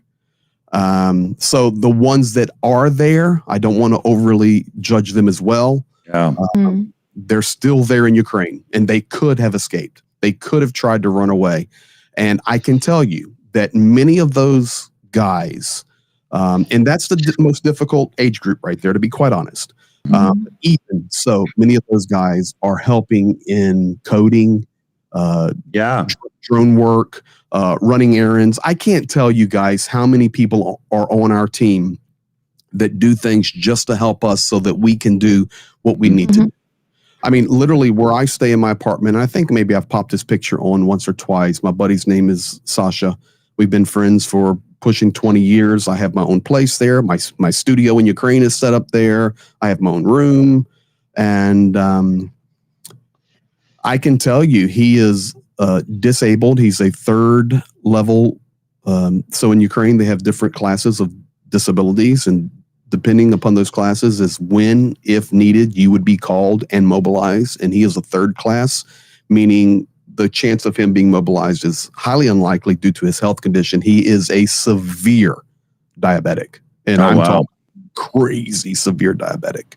As long as he manages, everything's okay. But that can be scary fast. It's very, I've seen him near the brink of death when that gets out of whack and it's hard to fix it. But his serving Ukraine is by taking care of me. When I'm there, he's my driver. He's running errands. He's taking care of all of the little infrastructure things that happen every day so that I can be doing what I'm doing. Zhenya has a whole team, and most of those people helping in those areas are in that 18 to 30 age group. Yeah. So it's good. I mean, it's one of, sorry. Oh, yeah. Ukraine has this huge community of grassroots electrical types that make cool stuff for retro computer hackers and all this. And, for me, it was a no-brainer that they would have some ingenious solutions to things once invaded by Russia, right? And the whole start of drone warfare and all this stuff, to me, I knew it was coming because they're just simply good at that stuff. It's that whole thing where if it's brought to you and taught to you and carried on, it becomes a thing that a region can have. Yeah. Have you been keeping up with all the hacks that they've been doing? Speaking of, what you call him? Budanov? I forget how you call him. How did you say it? Stroke a duck off. I can't even how did you say it? I don't remember how he said it. It was, oh my gosh. Was it like Budanov or Budanov? Budanov, something like that. Where is it here? Somebody gave it to me. Budanov. Yeah. Yeah. It's like Casper the Friendly Ghost's evil uncle, Budanov. Jen Beer says the Taliban is also going to attain the BRICS summit. Great, it's just terrorists. And my country. BRICS is not going to happen. It's not happening. No, they've been saying the dollar, it's the end of the dollar for I don't know how many years. Every single year. It's this is the end of the dollar. I'm like, yeah, sure, buddy. Having them know at the whole thing, that's what are they going to do? Have 25 Kalashnikovs go off through the ceiling when they call lunch? It's just Oh, did you guys see there was an article that Russia has to pay in mandarins, or somebody is paying Russia in mandarins? A little oranges? Yeah. Tangerines. Because they can't do it in rubles. They're very tasty. Not in Russia. When you're down to a barter economy, you know things are bad. Yeah. Not really worth much till Christmas. That's when they sell around here. So it's just, Oh Lord, no, it's just crazy. I'll give you 2 Toblerones for a car. I mean, the chocolate's good. Oh my word. I Yeah, see there's in the chat, it's many people saying it's Pakistan doing that. Oh, That's not surprising. I've been in Pakistan. Makes sense. Don't have a lot of ready cash. I've spent a lot of time running around Pakistan, and that's the not sandal surprising. But it's a tough place, man. yeah. Did you try the mandarins there? Well, to be quite honest, okay, in all seriousness, I never saw a mandarin there, so they must be importing them from some other nation, and I don't know, but it's not surprising. But I've got some good Pakistani friends, so I don't want to speak ill of people, but it's a very, very difficult place there, man. Ooh, very difficult. Yeah. Karachi, 28 million people in that city. Wow. Think about it. Yeah. People on top of people. And when we were there, it was like 110 Fahrenheit, 50 Celsius, and very difficult. Just difficult infrastructure. So actually, it's not surprising at all that bartering would be taking place. Yeah. I got a super direct donation shout out to do here. Demetrius Ziganovis is just really pushing buttons here. Let me give you this one, everybody. Greetings from Kaunas, Lithuania. Slava Ukraine. Neslava Sluio Sabakam Swino Rosyamum. And everything I just said was completely wrong. Probably. Yeah, I'll put it in the chat so anybody that actually knows what he's talking about can have a laugh at me for the way I did it here. This is what it actually says. There you go. Thanks there, Demetrius. Thank you very much. My tongue is sore now. I'm gonna need a moment.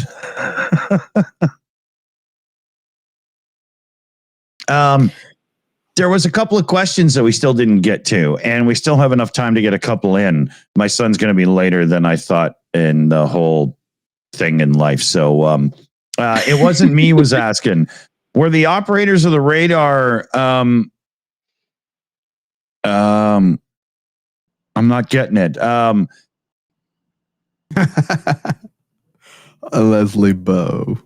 Yeah. Oh, were the operators of the radar, do they have to be there to operate it? Is there any kind of remote? This is that big Russian one. Nebo? Yeah, it's That's usually a manned system.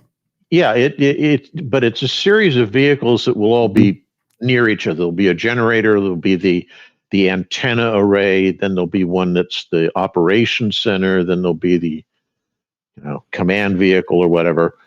And depending on the size of the ordnance and where it hit, it may well have taken out the operators in their vehicle, but they would be near that antenna, which is where the signal that you would use to triangulate on to try to take the target out is. There were 11, and now there are 10. Yeah. Yep. So it's good. Yeah. But it's a complex system. It's not just one vehicle. It's many vehicles in support.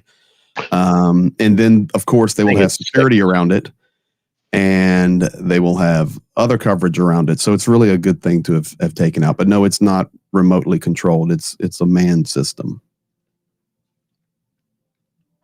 Yeah. Okay. And then there was, do you think President Harris is going to be this generation's JFK, like without the assassination and everything? But, and I think what the question, this is Bobo in the chat there, I think what the question's alluding to is, it seems like we've had a little bit of aimlessness in Canadian politics as well, where we've had a whole bunch of people that haven't been overly memorable except for their screw-ups.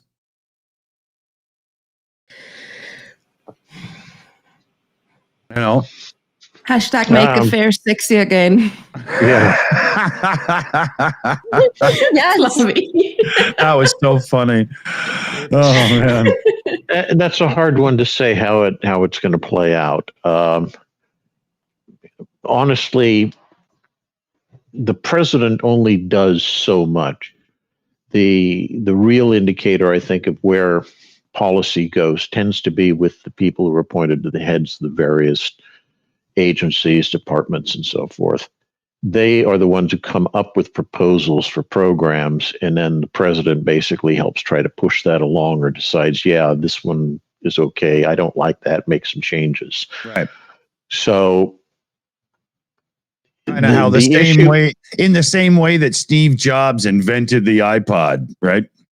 Yeah. And I think that's one of the things that's going to be telling is who gets appointed to the cabinet positions and whether Harris is willing to stand up and be,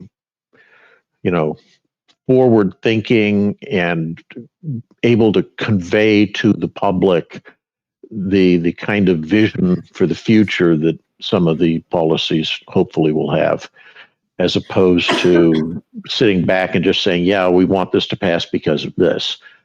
You need somebody who, like JFK, is able to have that forward-leaning, I don't want to say attractive, but it's an attractive personality that brings people in together. It unites them. Obviously, Trump has that for a certain portion of the population. So that's what I'm talking about is having somebody who can mobilize public opinion.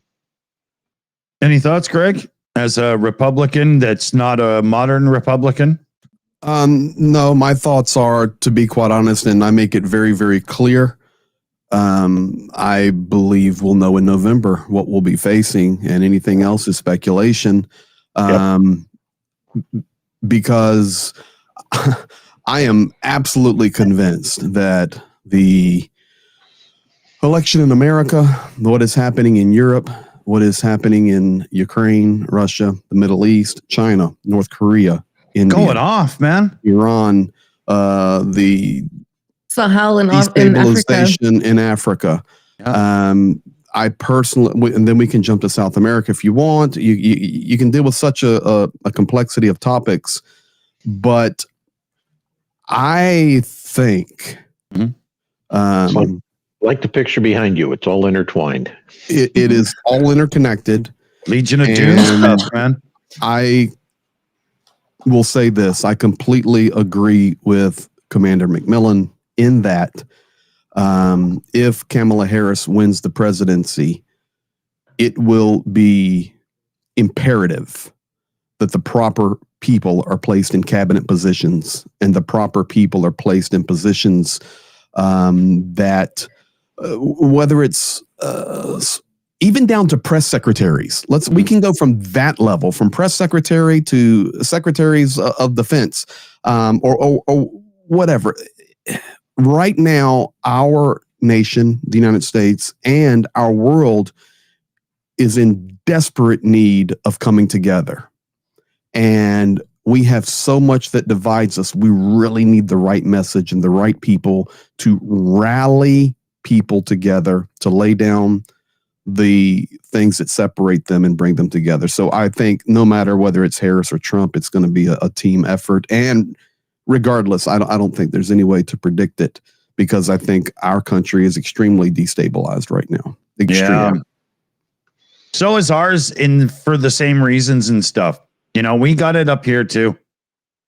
But you guys always look more stable, because you're kind of compared to America. Can I Canada gets compared to America, so it kind of just looks always more stable. As like, yeah. We got a super chat in from Whitefishy1 there in the chat. Oh, we got also one from Secular Sakai. Sorry, buddy. Couldn't make it today, but I'll see y'all next time. Yeah, we'll see you soon, buddy. Sakai, who's normally on the channel, right? Everybody knows, I'm sure. Whitefishy1 there with a super chat. $10 one, too. Thank you there, Whitefishy. I'd love to have Slavi do a bit on her background past. I think she said she went to university in Canada. So... For one semester, I went to University of Toronto. But that's just a small part of my journey. Yeah. Before that, I traveled the world for modeling on modeling contracts. I went to Tokyo was first, Athens, Barcelona, back to Athens, back to university in Toronto, and then I came out here in LA, and I've been here ever since. But rewinding before that, in Ukraine, I studied ballet when I was little. So that was kind of where it all started. The whole performing and being in the arts was in Ukraine, in Kharkiv, in the theater, right in the center. So cool. Yeah. I know that place well, Slavi, and it's right adjacent to my favorite Georgian restaurant. Georgian food is so good. Yeah. And listen. You took Pete to get Georgian food. I remember that. I took Pete to that Georgian restaurant. You did? Because he sent me he told me what he had. He's like, I don't know what it was, but it was so good. And I'm like, was it this? He's like, yes, it was that. Like khachapuri or something like that. It was a wonderful dinner, and that it's right next to where Slavi's talking about. So right there in the center. Cool. So in that theater, I had my very first ballet role in the Nutcracker as a little soldier. Congratulations. I wasn't a rat. I was a soldier. Like there are levels here, Slavi. Yeah. So you have an extensive military background and can talk informed about all these things that we're talking about. You know where it comes from. Yes. Yeah. There you go. I do have a military background. Yeah. Yeah. You weren't the kid stuck playing the rabbit for the Christmas nativity, right? You're like, there wasn't even a rabbit. What's going on here? Just have too many kids in the class. I was a rock. Yeah. You were a very convincing tree, sweetheart. Yeah. Oh, funny. Let's see here. Can Commander say anything about Philip Gordon, Kamala's security advisor? Got any info on that, Cat? No, but I will look something up and put it in the answer area, the question and answer box that you have on Discord. Yeah, the Discord. That'd be cool. I mean, I know his name now, so that's a thing. Yeah. A Canadian, man. I think somebody asked this. I think somebody asked this before, and that was one of the names I threw out. But I didn't pay much attention to the name, keeping it, in the forebrain. So I'd have to look something up and put a better answer in writing. Oh, that reminds me. I saw Discord in chat, and then I remembered that I asked a question on our Discord. Halia is in the East at the moment, and I wanted to know if there are any questions you want her to ask Shum, our drone commander. Oh, because she's gonna do some interviews. So that's cool. If you can think, yeah. Yeah, we should get an invite link to your Discord in the live chat so people can go over and contribute and stuff. Yeah, that's a good idea. Because if it happens around here, it's probably going to get lost in the shuffle.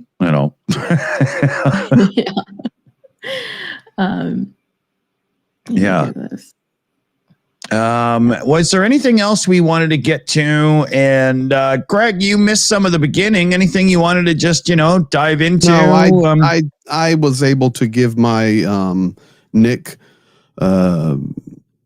impersonation with my shameless plug.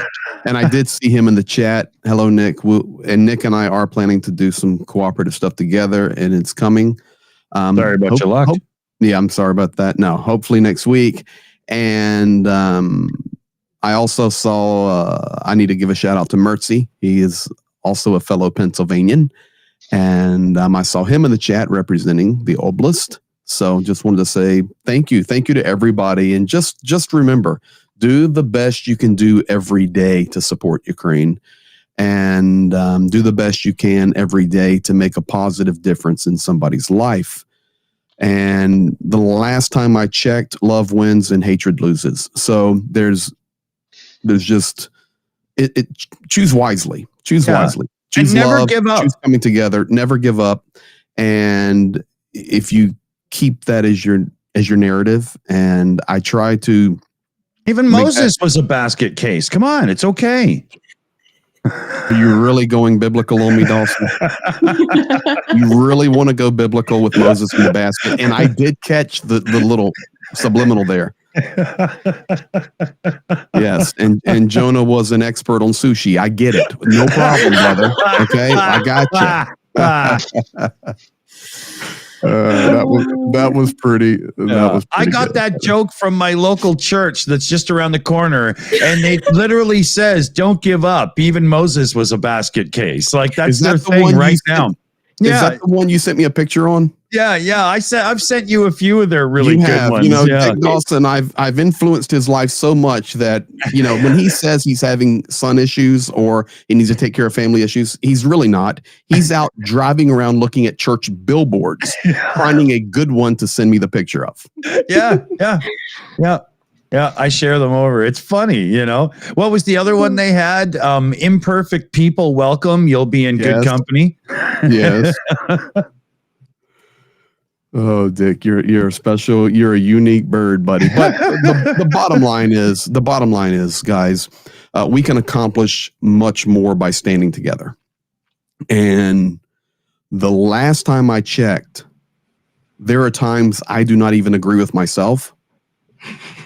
Seriously, I'll say that. I'll say something, especially, when you're doing a live and you've got all these monitors and you're monitoring the chat. And that's why moderators are so important. I mean, I've learned that from when I was streaming with me, myself, and my mom watching. And then it's grown and I couldn't make it. And I can multitask, but sometimes you'll say something and then you go, oh, I shouldn't have said that, or I'm not sure I even agree with what I just said myself. So if you disagree with your own self, of course, humanity is going to sometimes and on some points disagree. And that's cool. That's what makes us stronger. But the most important thing is we focus on what we do agree on and find ways to come together. And that's what's so good about these YouTube communities, bringing people together to support and stand for what is right and learn from each other. Yeah. And enjoy doing it. Yes. So I did get a text there, and it turns out my son's about to be home. So this is now roundtable wrap-ups. That's what we're doing. And I am interpreting that for you. Dick just received a call from one of his friends roaming around his hometown, which I will not call. First Baptist Church just changed their sign. Get over here now. Exactly. Yeah. Yeah, I got a tripod and everything ready because you got to get a good picture. Dude, right? I know. But anyway, that's my closing roundtable there, and I'm sorry I was late, but so glad I made it. Thank you. Cool. Big shout out here, Dunk on You 23. $20 towards the good, and that was a direct stream elements tip too. So huge thanks there, Dunk on You. I'll give you a little reminder, people. The direct links, there's way less percentage of money going to services and stuff compared to super chats, and we get to use more of it put into the causes and stuff. It's a very good use of your clicks. So thanks, Dunk on You. Yenna, you're up next there. Thoughts and wrap-up-ease and shout-outs and goodbye-ease? Yeah, thanks for having me, as always. Please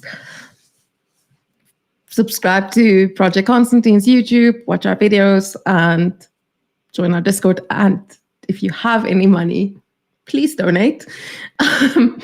It would be nice. Oh crap, Helena's gonna yell at me for not saying this. We need 5 repeater drones, okay? That costs a lot. We're looking at like 25,000 US dollars around there just for the drones. We have the money at the moment, but I'm looking at it and I'm like, so yeah, we are working on that. But yeah, Cool. The need is big. That's all I'm saying. So keep doing what all of you are doing. Thank you. Awesome. Shout out to Janine Turblanche there in the chat. Happy birthday. Woohoo. I think it was yesterday, but we've been saying it for a couple of days, so it still counts. You said last week. Yeah. Yeah. If it comes to birthday donations, it's her birthday for a month. Look her up. And we'll turn to Slavi. What do you think, Slavi? Thank you so much for all the viewers that come by to these streams. Thank you to the panel. You guys are awesome. Thank you for supporting Ukraine's victory. And I hope that will be one coming very, very soon. On that note, don't forget to subscribe to my channel. I started doing long form videos. Apparently you guys like it. It was my breakthrough video last week. So that's pretty cool. I did another one that's coming out tomorrow. And I'm talking about my beef with NATO, about Kherson, the human safari. And so just check in tomorrow. The video will be, I think I'll premiere it. So yeah. Thank you so much, guys. Slava Ukraini. Hiram Slava. Slavi's doing that thing where she's just building the watch hours so she can get the channel monetized properly. So, sorry, beer burp.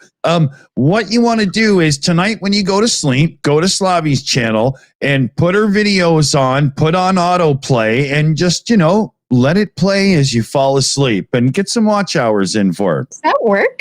Yes, it damn well does. Apparently, you're not shouldn't mute it. That's apparently the one thing. Yeah, you got to leave the volume up on the browser, and it knows if you mute the computer's audio, but it can always be in a different room or this and that, and It kind of feels like Ferris Bueller's Day Off.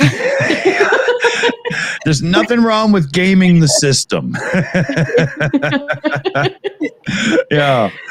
But yeah. So we'll get the link in the chat and do it because it'll help. What do you think, Commander? I'll just wrap like I usually do with the admonishment that if you care about Ukraine, please make sure that you continue to deluge your elected officials with postcards, phone calls, emails to let them know that it's an important thing for you and you want them to vote to support continued support for Ukraine. Good show. I want to thank everybody for joining us today. Huge shout out to our mods. Like we were saying, when you have a real team built and you actually, lean on and depend on your team, it makes all the difference doing this stuff. We got Annette, who runs the team. She's on the Shills account today. We got Shayna Caldwell, Chris Lundy, Liam Wakefield, Janine Turblanche, the birthday girl, and of course, Super Chat Matt as well. So thanks, everybody. And yeah, like Commander always says, you got to make sure your local, regional, and national levels of government know that your voice demands support for Ukraine. You got to do it. Thanks for joining us. Thanks for support. And most importantly, thanks for supporting the Ukrainian cause. Spread the word with your friends. Make sure it's still in the collective consciousness of society, because just because it's been going on for coming on 3 years doesn't mean it's not important anymore. Right? And on that note, let's say goodbye, everybody. Take care out there, everyone. Slava See you Ukraine. guys. Have a good night. Heram Slava. Heram Slava. Good words.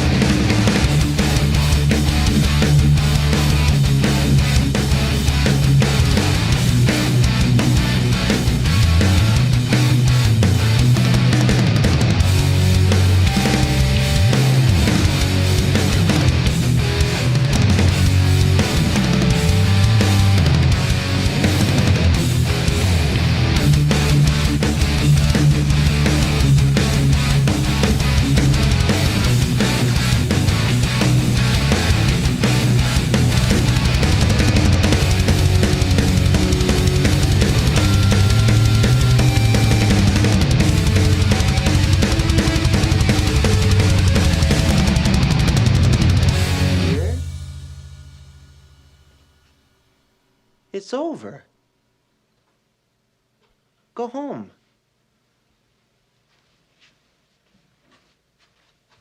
Go.